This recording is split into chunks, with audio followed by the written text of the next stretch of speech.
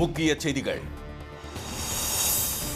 சமூக நீதியை பாதுகாக்க சாதிவாரி கணக்கெடுப்பு, தேசிய தலைவர்களுக்கு ஸ்டாலின் அழைப்பு. வெள்ளத்தால் பாதிக்கப்பட்ட மாவட்டங்களில் போர்க்கால அடிப்படையில் நிவாரணப் பணி, குடியிருப்பு பகுதிகளை சூழ்ந்த தண்ணீர் வடிய தொடங்கியதால் பொதுமக்கள் நிம்மதி. புதுச்சேரியில் தீவுகளாக காட்சியளிக்கும் கிராமங்கள், வீடுகளை தண்ணீர் சூழ்ந்துள்ளதால் மக்கள் அவதி.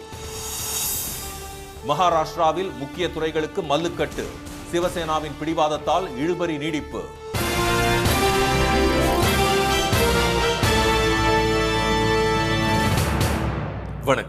வணக்கம். சாதிவாரி கணக்கெடுப்புக்காக அனைவரும் குரல் எழுப்ப வேண்டும் என தேசிய தலைவர்களுக்கு முதலமைச்சர் திரு மு க ஸ்டாலின் அழைப்பு விடுத்துள்ளார். டெல்லியில் அகில இந்திய சமூக நீதி கூட்டமைப்பின் 3வது தேசிய மாநாடு நேற்று நடைபெற்றது. இதில் காணொலி வாயிலாக உரையாற்றிய முதலமைச்சர், சமூக ரீதியாக, கல்வி ரீதியாக புறக்கணிக்கப்பட்டவர்களை கைதூக்கி விடுவதுதான் சமூக நீதி என்று கூறினார். மத்திய பாஜக அரசு சமூக நீதியை முறையாக அமல்படுத்துவது இல்லை என்றும், கடந்த 10 ஆண்டுகளில் மத்திய அரசு துறைகளில் பிற்படுத்தப்பட்டோருக்கான 27% விழுக்காடு ஒதுக்கீடு முழுமையாக வழங்கப்படவில்லை என்றும் அவர் குற்றம் சாட்டினார். சாதிவாரி கணக்கெடுப்பு நடத்தினால் அதன் மூலம் சமூக நீதியை வழங்க வேண்டும் என்பதற்காகவே பாஜக சாதிவாரி கணக்கெடுப்பு நடத்த மறுப்பதாக கண்டனம் தெரிவித்த திரு ஸ்டாலின், இதற்காக அனைவரும் குரல் எழுப்ப வேண்டும் என்று தேசிய தலைவர்களை கேட்டுக்கொண்டார்.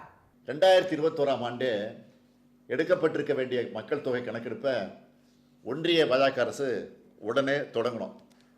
அதோடு இணைத்து சாதிவாரி கணக்கெடுப்பையும் நடத்தணும். இதை செயல்படுத்த பாஜக அரசு மறுக்குது. சாதிவாரி கணக்கெடுப்பு நடத்தினா அதை வச்சு உண்மையான சமூக நீதியை வழங்கணும்னு தான் தயங்குறாங்க. சாதிவாரி கணக்கெடுப்பை எடுக்க மறுக்கிறது மூலமாக சமூக நீதிக்கும் மகளிர் இடஒதுக்கீடு சட்டத்தை தள்ளி போட்டதால் பெண்ணுரிமைக்கும் எதிராக இருக்குது இந்த பாஜக அரசு. இதுக்கு எதிராக நாம் எல்லோரும் ஒன்று சேர்ந்து குரல் கொடுக்கணும். சமூக நீதி, சமதர்மம் மற்றும் சகோதரத்துவ இந்தியாவை உருவாக்க அனைவரும் ஒன்றிணைந்து போராட வேண்டும் என்றும் முதலமைச்சர் வலியுறுத்தினார்.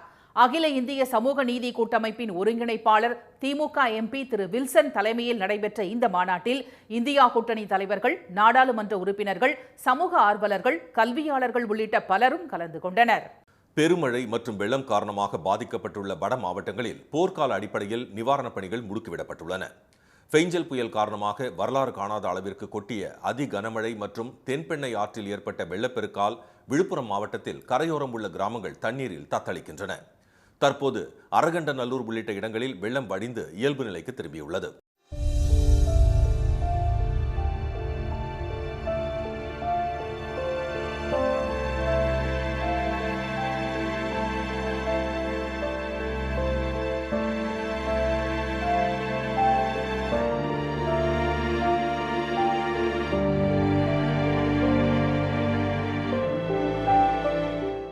கப்பியாம்புலியூர் ஏரியின் கரை உடைந்ததால் அதன் அருகில் உள்ள 25க்கும் மேற்பட்ட கிராமங்களுக்குள் வெள்ளம் புகுந்தது.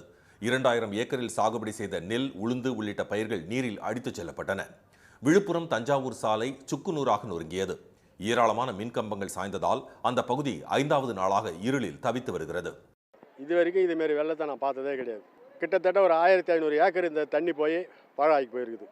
இது வரைக்கும் ஒரு விஓஓ இல்லை பொதுத்துறை பணியிலிருந்தோ யாரும் வந்து என்னதுனே கேட்கல. இன்றைக்கி 4 நாளாக கரண்ட் இல்லை, குடிக்க தண்ணி இல்லை, குழந்தைங்களுக்கு போய் பால் வாங்க கூட வழி இல்லாமல் இருக்குது. லைன் அறுத்து கிடக்கிற லைனை பார்க்கறது கூட ஈபியிலேருந்து ஒரு ஆள் கூட வரல. அன்னை இந்திரா நகர், பாண்டிய நகர் உள்ளிட்ட இடங்களில் வெள்ள நீர் தொடர்ந்து பெருக்கெடுத்து ஓடுவதால் மக்கள் வீடுகளை விட்டு வெளியேற முடியாமல் பரிதவித்து வருகின்றனர். கடலூர் மாவட்டத்தில் ஏற்பட்ட வெள்ள பாதிப்பில் இருந்து குமாரபுரம், பகண்டை, நெல்லிக்குப்பம், கலைஞர் நகர், மஞ்சக்குப்பம் உள்ளிட்ட தாழ்வான பகுதிகளில் தேங்கியுள்ள தண்ணீர் வடியாததால் மக்களின் இயல்பு வாழ்க்கை முடங்கியுள்ளது. பல்லாயிரக்கணக்கான ஏக்கரில் சாகுபடி செய்த நெல், வாழை உள்ளிட்ட பயிர்கள் தண்ணீரில் மூழ்கியுள்ளன.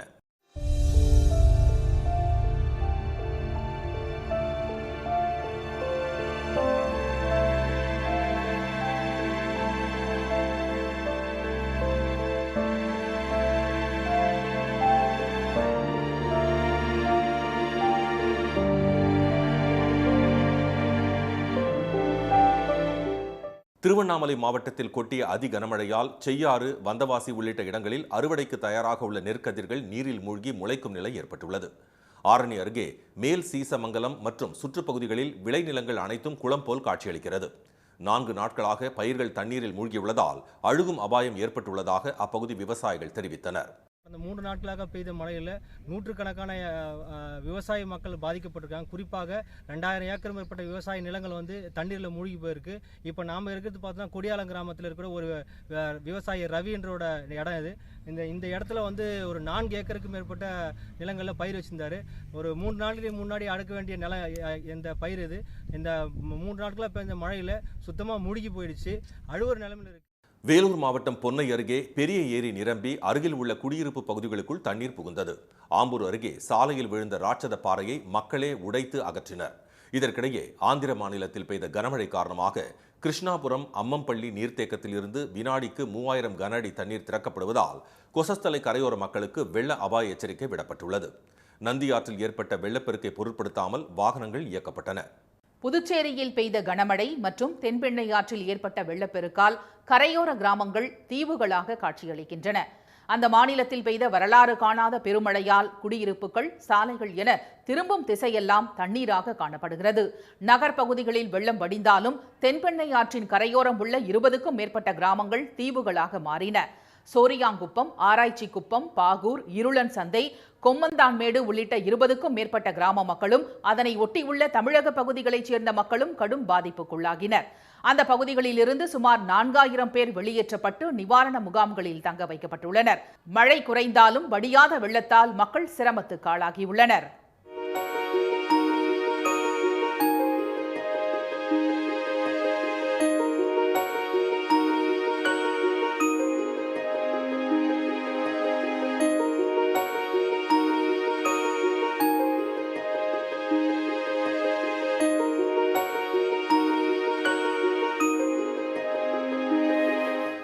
கிராமங்களில் மழைநீர் தேங்கியுள்ளதால் வீடுகள் அனைத்தும் சேரும் சகதியுமாக காட்சியளிக்கின்றன. வீட்டில் இருந்த கட்டில், மெத்தை, பீரோ, நாற்காலி உள்ளிட்ட வீட்டு உபயோகப் பொருட்கள் நீரில் அடித்துச் செல்லப்பட்டன. 3 நாட்கள் ஆன பிறகும் மின்சாரம், குடிநீர் இல்லாமல் சிரமப்படுவதாக அப்பகுதி மக்கள் தெரிவித்தனர். வீட்டில் இருந்த பொருள் எல்லாமே அடிச்சிட்டு போயிடுச்சு. தண்ணியில் ஜாமான், பாத்திரம், ஆடைகள், புத்தகங்கள் எல்லாம் அடிச்சிட்டு போயிடுச்சு. ஒன்றுமே பண்ண முடியல. இப்போ வரைக்கும் வீட்டுக்குள்ளே போக முடியலையே. வீட்டை அட்லீஸ்ட் சுத்தமாச்சும் பண்ணணும்னு சொல்லிட்டு பார்த்துட்டு 2 நாளாக குளிக்கல, தண்ணியில் தூக்கம் இல்லை, சாப்பாடு இல்லை, எதுவுமே இல்லை. இப்போ இந்த ஊர் ஃபுல்லாக சோரியாங்குப்பம், பாகூர், சோரியாங்குப்பம்ல எல்லா கிராமம், இந்த ஊரில் இருக்க எல்லா வீடுமே இந்த நிலமையில தான் இருக்குது. சுத்தமாக நாசமாயிடுச்சு. ஃப்ரிட்ஜு, கிரைண்டரு, வாஷிங் மிஷினு, என்ன 2 வீலரு எல்லாமே போயிடுது. அப்படின்னு பார்த்தீங்கன்னாக்கா தொடர்ந்து இந்த மாதிரி ஒவ்வொரு முறையும் வெள்ளம் வருகிற பொழுது சோரியாங்குப்பம் நாவாத்தம்மா கோயில் தெருவில் இருக்கக்கூடிய மக்கள் 100க்கும் மேற்பட்ட குடும்பங்கள், வீடுகள் பாதிக்கப்படுறாங்க. கிட்டத்தட்ட பார்த்தீங்கன்னா 1000க்கும் மேற்பட்ட வீடுகள் இருக்குது இந்த கிராமத்தில். இந்த பகுதியில் ஒரு 300க்கும் மேற்பட்ட வீடுகள் தொடர்ந்து இந்த மாதிரி பாதிப்புக்குள்ளாகுது. சோலியமேடு, அரங்கனூர், குமாரமங்கலம் உள்ளிட்ட பகுதிகளில் விளைநிலங்கள் வெள்ளக்காடாக மாறின. பாகூர், கரிக்கலாம்பாக்கம் உள்ளிட்ட இடங்களில் ஆறுகளாக வெள்ள நீர் பெருக்கெடுத்து ஓடுவதால் போக்குவரத்து முடங்கியுள்ளது. பெருமழை மற்றும் தென்பெண்ணை ஆற்றின் கரை புரண்ட வெள்ளம் ஆகியவற்றால் சித்தேரி அணை, பர்கூர் ஏரி ஆகியவை முழுவதும் நிரம்பி தண்ணீர் ஆர்ப்பரித்து செல்கிறது.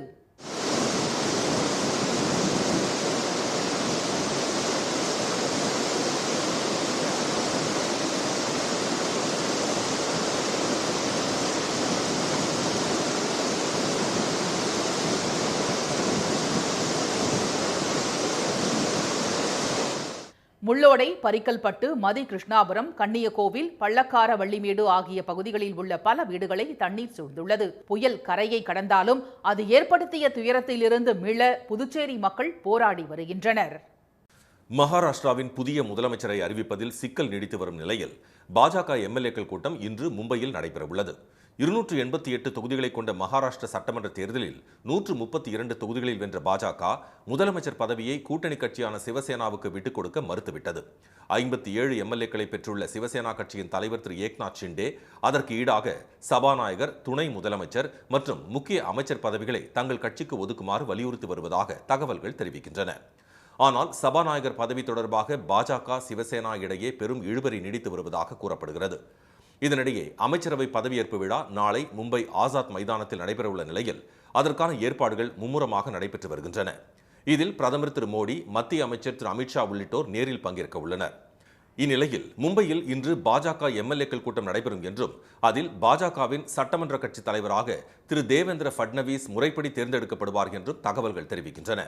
பாஜக சிவசேனா இடையே இன்று இரவுக்குள் சுமூக முடிவு ஏற்படாவிட்டால் நாளை திரு தேவேந்திர ஃபட்னவிஸ் மட்டும் முதலமைச்சராக பதவியேற்பார் என்றும் துணை முதலமைச்சர் மற்றும் அமைச்சர்கள் பின்னர் பதவியேற்பார்கள் என்றும் கூறப்படுகிறது. பாஜக ஆளும் மாநிலங்களில் இயற்கை பேரிடர்களுக்கு அள்ளி கொடுக்கும் மத்திய பாஜக அரசு எதிர்க்கட்சி ஆளும் மாநிலங்களுக்கு கிள்ளி கூட கொடுப்பதில்லை என்பது அம்பலமாகியுள்ளது.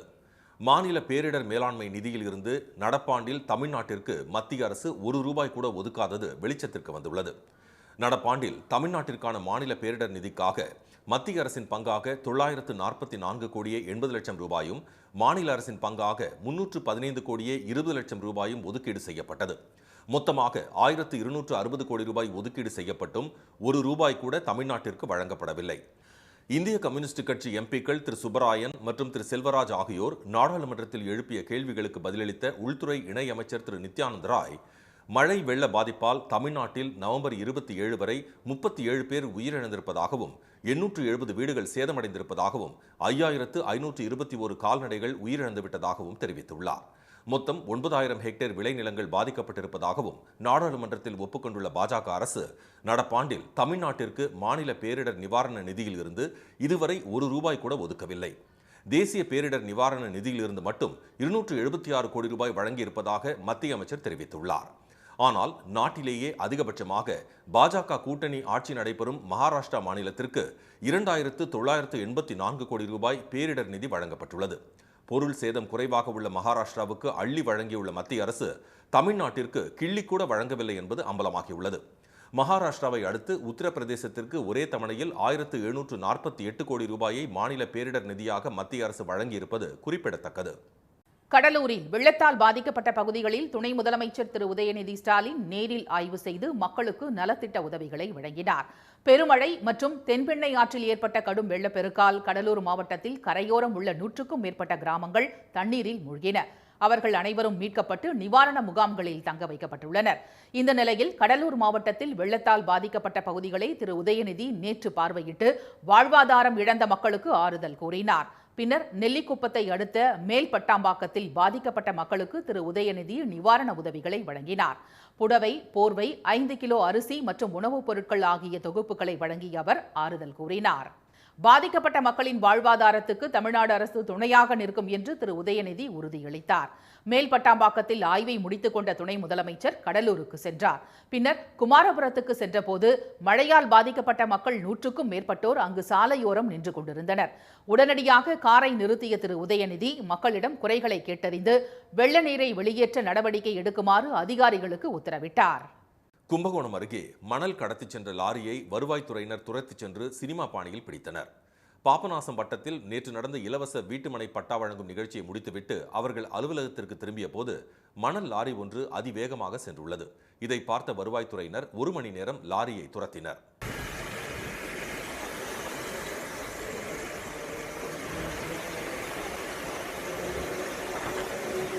வருவாய்த்துறையினர் விடாமல் துரத்தி வருவதை பார்த்த லாரி ஓட்டுநர் குளிச்சப்பட்டு என்ற இடத்தில் வாகனத்தை நிறுத்திவிட்டு தப்பி ஓடிவிட்டார். பின்னர் காவல்துறையினருக்கு தகவல் கொடுக்கப்பட்டது. சினிமா பாணியில் வருவாய்த்துறையினர் மணல் கடத்தல் லாரியை துரத்தி சென்று பிடித்த சம்பவத்தால் அந்த பகுதியில் சிறிது நேரம் பரபரப்பு நிலவியது. தமிழ்நாட்டு மீனவர்கள் 20 பேரை இலங்கை நீதிமன்றம் விடுவித்துள்ளது. ராமேஸ்வரத்திலிருந்து கடந்த மாதம் 9ஆம் தேதி கடலுக்கு சென்ற 3 விசைப்படகுகளையும் அதிலிருந்த 23 மீனவர்களையும் இலங்கை கடற்படையினர் கைது செய்ததுடன் படகுகளையும் சிறைப்பிடித்தனர். நெடுந்தீவு பகுதியில் எல்லை தாண்டியதாக குற்றம் சாட்டப்பட்ட மீனவர்கள் ஊர்காவல்துறை நீதிமன்றத்தில் ஆஜர்படுத்தப்பட்டு யாழ்ப்பாணம் சிறையில் அடைக்கப்பட்டனர். இவர்களின் நீதிமன்ற காவல் முடிவடைந்த நிலையில் ஊர்காவல்துறை நீதிமன்றத்தில் நேற்று அவர்கள் மீண்டும் ஆஜர்படுத்தப்பட்டனர். வழக்கை விசாரித்த நீதிபதி திருமதி நளினி சுபாஷ்கரன் 20 மீனவர்களை விடுதலை செய்து உத்தரவிட்டார். மேலும் இலங்கை கடற்பகுதிக்குள் மீண்டும் மீன்பிடித்தால் சிறை தண்டனை விதிக்கப்படும் என்றும் அவர் எச்சரித்தார். விசைப்படகு ஓட்டுநர்கள் 3 தலா 6 மாதம் சிறை தண்டனையும் வழங்கி நீதிபதி உத்தரவிட்டார். விடுதலை செய்யப்பட்ட 20 மீனவர்களும் யாழ்ப்பாணத்தில் உள்ள இந்திய துணை தூதரக அதிகாரிகளிடம் ஒப்படைக்கப்பட்டனர்.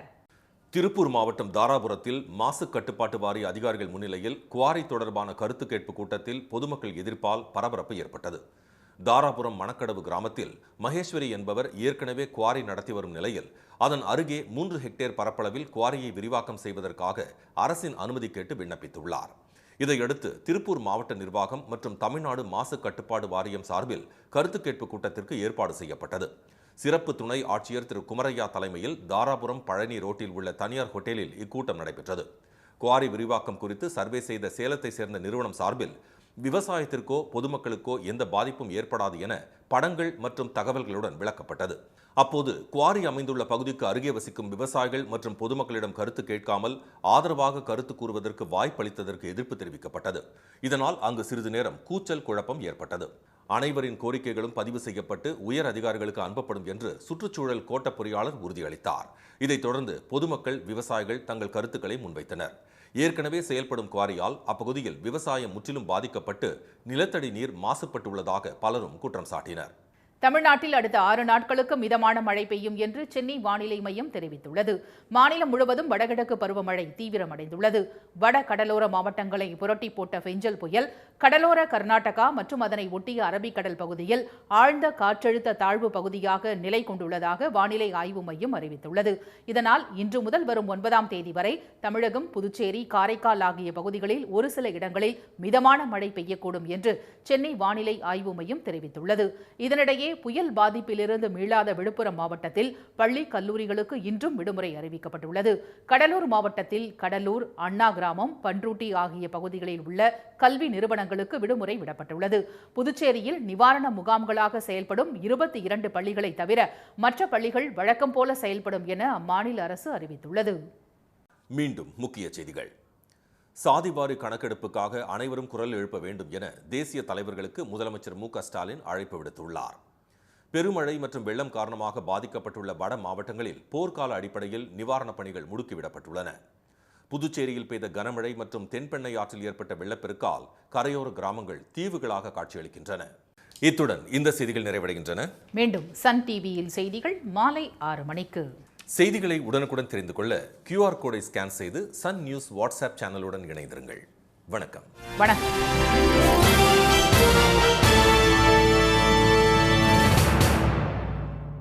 உடனுக்குடன் செய்திகளை தெரிந்து கொள்ள சன் நியூஸ் பெல் ஐகானை கிளிக் பண்ணுங்க.